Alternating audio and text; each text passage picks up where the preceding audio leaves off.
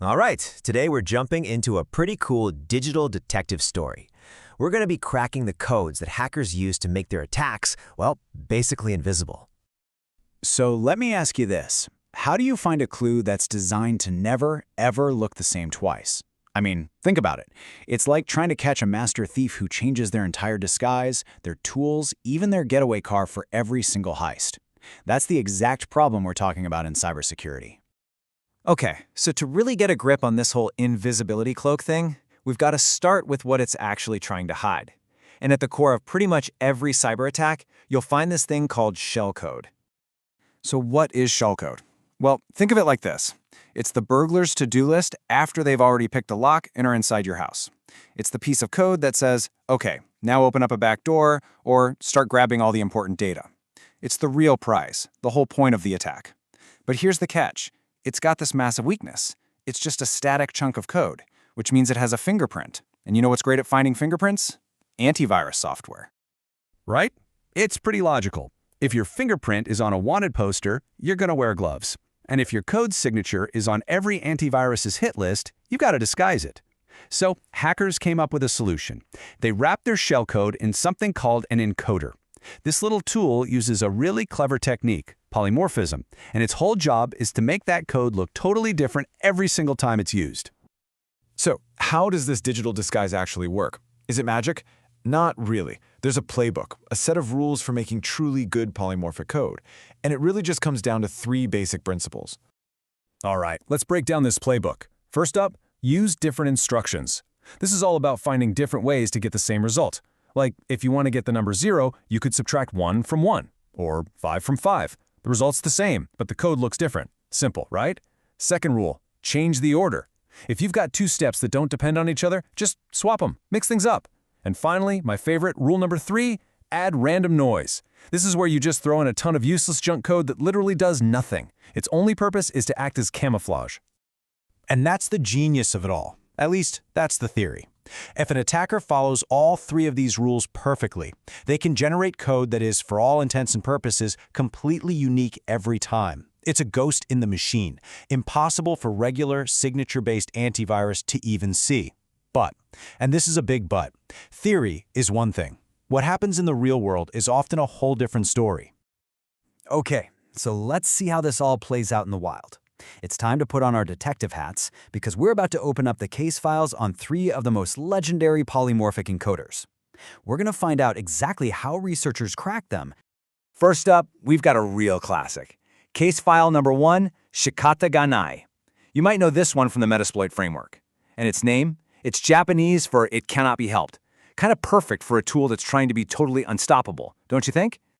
Now, if you look at its alibi, Shikata Ganai seems pretty tough to crack. It boasts over 1.3 million different permutations. It follows rule number 1 and rule number 2.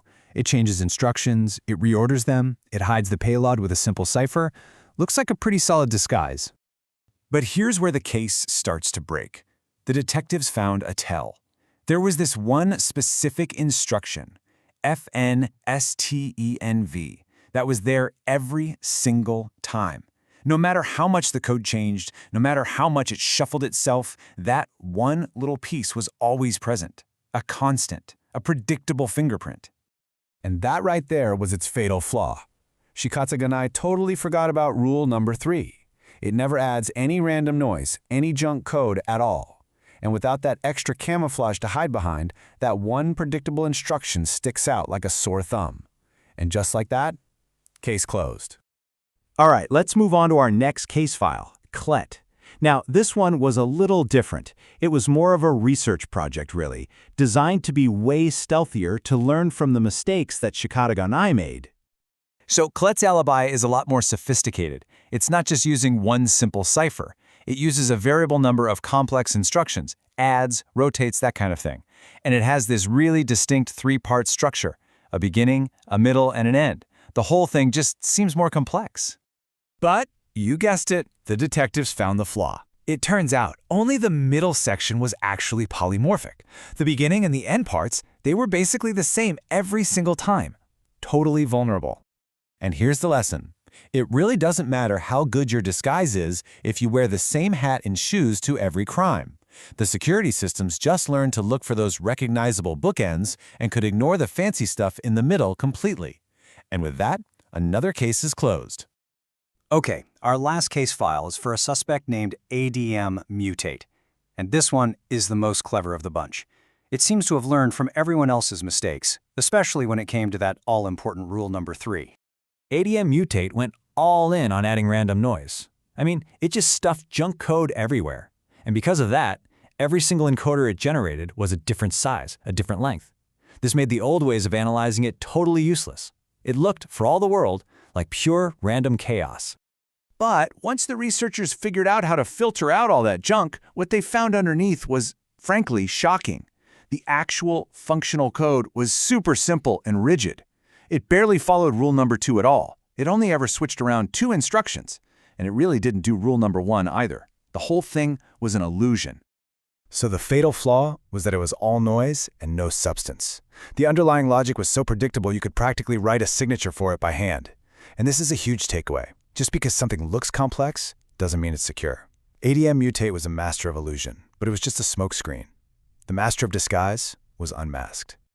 So, okay, we've cracked all these famous codes. Does that mean the game is over? Not a chance. This cat and mouse game is far from finished. It's just evolving.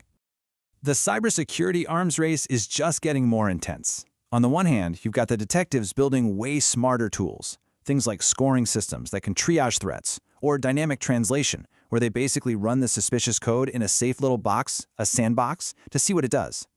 But the criminals, they're getting smarter too. They're trying to build disguises that actually follow all 3 rules. And they're even building in tricks to detect when they're inside one of those sandboxes, so they can just shut down and not reveal their secrets. And that really leaves us with the big question here, doesn't it? In this world of constantly evolving digital disguises, can the detectives ever really win? Or are they always just one step behind, always just keeping up? For every lock they pick, a new, more complicated one is invented. It's this never-ending cycle. And you have to wonder, is this a race that can ever truly be won?